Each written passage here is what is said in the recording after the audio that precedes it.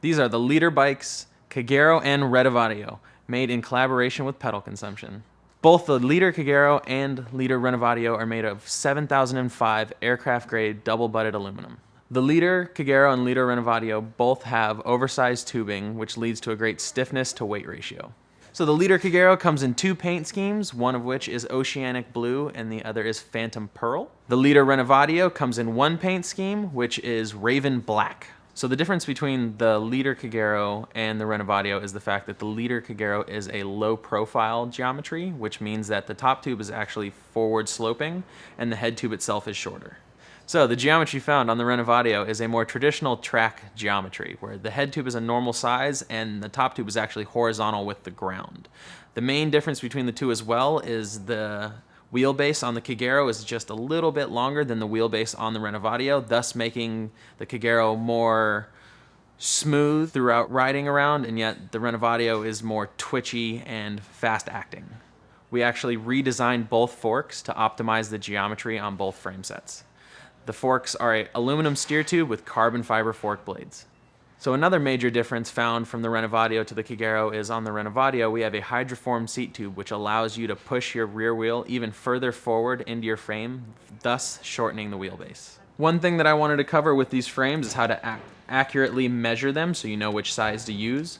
All leader frames are measured from the center of the bottom bracket to the top of the seat tube, and then from the center of the seat tube to the center of the head tube.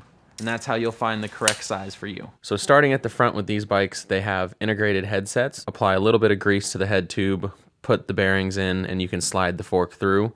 You can put as many spaces as you'd like underneath or above your stem, but what you're gonna have to do after that is mark it and cut off the excess steer tube from the fork. Once you've cut off the excess steer tube from your fork, you can then fully assemble your front end. Now that the front end is all put together, I'll work my way back to the bottom bracket, put some grease in your bottom bracket shell, thread in the bearings, make sure you do drive side first and then non-drive side, tighten down your bottom bracket. You can then slide your cranks in, tighten them down, you're good to go. Now that the bikes have that much done, all you have to do is slide the wheels in, tighten the wheels down so that they hold their position. When measuring out a chain, what you want to do is you want to leave just enough slack so that when you get a flat in your back wheel, you can just loosen your wheel, push it forward, and you'll be able to take the chain off there and not have to break it. Now that you've measured out the correct length of chain, put the chain back together, adjust its tension accordingly with your back wheel, tighten down the back wheel, you're good to go. Once I have all these steps done, I'll pull the bike down from the stand, make sure that everything is tight and snug so that when you ride down the street, nothing comes loose and causes you to crash or has something fall off. That is just the worst case scenario. So make sure you always double check every nut and bolt on your bike. Now that your bike's ready to go, it's time to go out and have some fun.